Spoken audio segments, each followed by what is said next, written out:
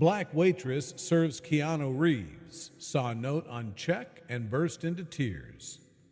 On a crisp autumn evening in New Orleans, the city's vibrant energy pulsed through the streets. Jazz melodies floated from open doorways, mingling with the aroma of Cajun spices. At the heart of the French Quarter stood the Magnolia, a cozy restaurant known for its soulful food and warm hospitality.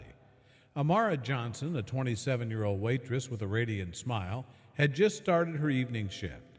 With her apron tied snugly and a notepad in hand, she moved gracefully between tables, greeting regulars and newcomers alike.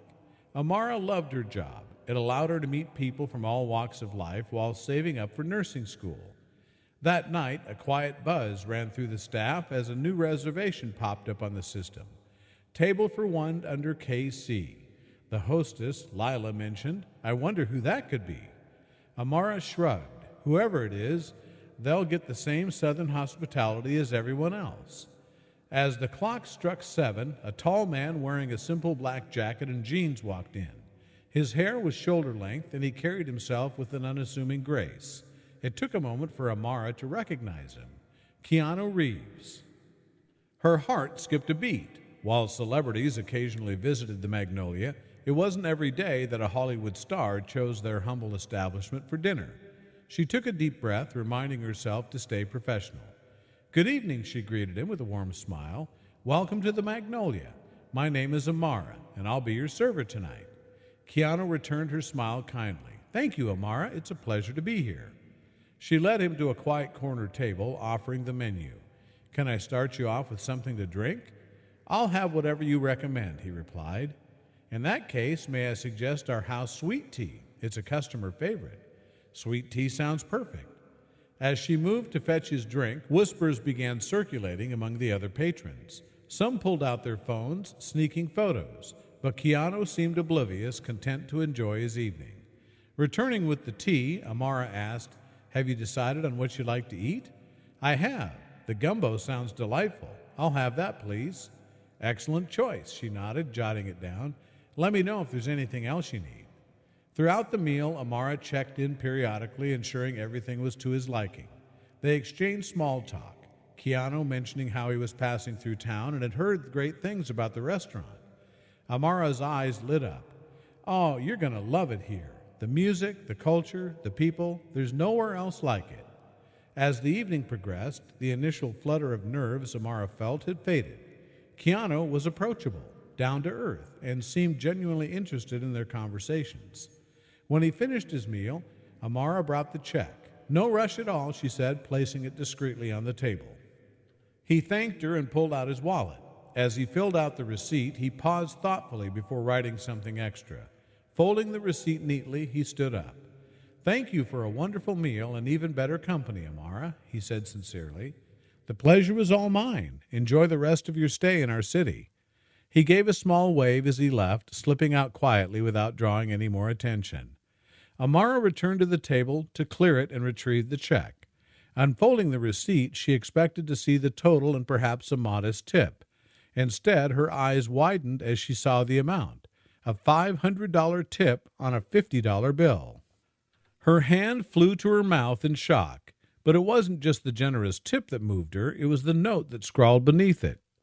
"Amara, your kindness and warmth made my evening truly special. In a world where we often focus on our differences, it's people like you who remind me of our shared humanity. Thank you for being you. KR." Tears welled up in her eyes as she read the note. The past few months had been tough. Between juggling double shifts and caring for her younger brother since her mother fell ill, Amara was exhausted, both physically and emotionally. This gesture of kindness was overwhelming. Lila noticed her standing still, a tear rolling down her cheek. "Amara, is everything okay?" She nodded, showing her receipt. "Look at this." Lila gasped. "Oh my gosh, that's incredible." Word spread quickly among the staff, and soon the entire restaurant was abuzz with the news. The chef Marcus came out from the kitchen, wiping his hands on his apron. "What's all this commotion?" Amara, still in disbelief, handed him the receipt. He let out a low whistle. "Well, if that doesn't restore your faith in humanity, I don't know what will." Customers began to catch on, and a few approached to ask what happened. Amara, ever humble, simply said, "Just a kind gesture from a kind person." After her shift ended, Amara sat alone for a moment, reflecting. She thought about the note, the emphasis on kindness and shared humanity. In a time where division seemed rampant, this interaction felt profoundly meaningful. Folding the receipt carefully, she placed it in her pocket as a keepsake. The generous tip would help with her upcoming tuition payment, but it was the words that truly touched her heart. She decided not to share the note widely. Instead, she wanted to cherish this personal experience.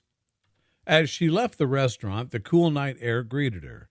Amara walked down the lively streets of New Orleans, the distant sounds of jazz filling the atmosphere. She decided to take a longer route home, allowing herself time to process the evening's events. Passing by a small park, she noticed an elderly man struggling with his grocery bags. Without hesitation, she approached him. "Would you like help with those?" she offered. He looked up, surprised but grateful. "Oh, thank you, dear. These old arms aren't what they used to be." She took a few bags from him, and they walked together toward his apartment building nearby. Along the way, they chatted about the city, its history, and the changes they've seen over the years. When they reached his door, he smiled warmly. "You're a kind soul. The world needs more people like you." Amara felt a familiar warmth. "I was just passing on the kindness shown to me," she replied. Continuing her journey home, she thought about how small acts of kindness could create ripples in the lives of others. The encounter with Keanu had inspired her to be more attentive to those around her. The next day, Amara visited her mother at the care facility where she was recovering from a recent surgery.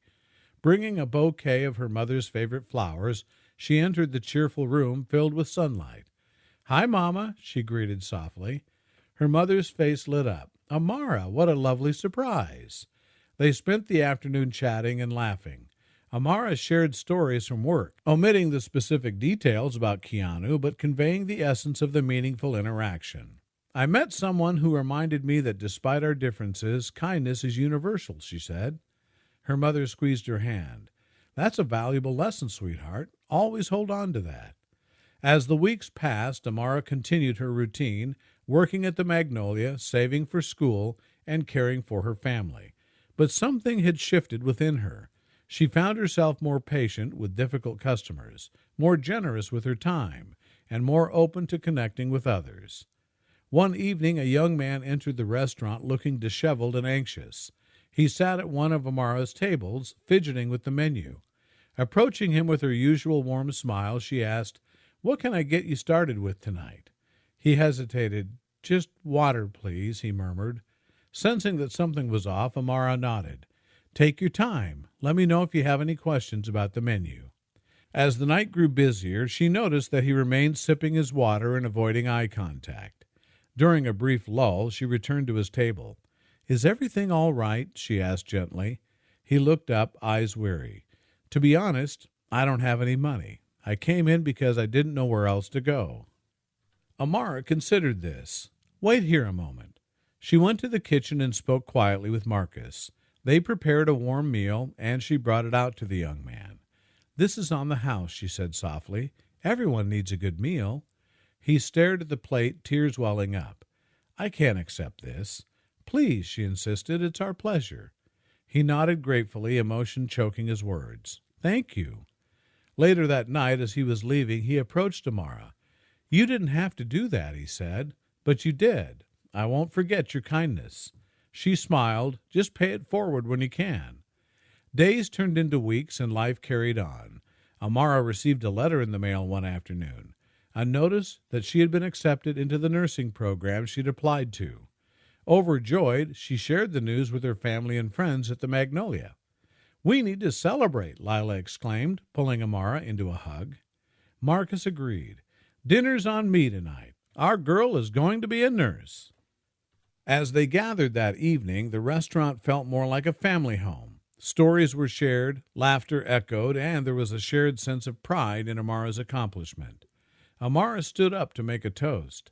"I want to thank all of you for your support and love. You've been my second family, and I couldn't have done this without you." Her eyes met each of theirs, landing finally on the empty chair in the corner, the table where Keanu had sat months before. She thought about how that single interaction had reignited her belief in the goodness of people. "Here's to kindness," she concluded. "May we all continue to share it." The group raised their glasses, echoing her sentiment. As she started her nursing classes, balancing work and study became challenging. There were late nights and early mornings, but Amara was determined. Her experiences had taught her resilience and the importance of compassion, qualities that would serve her well in her new profession.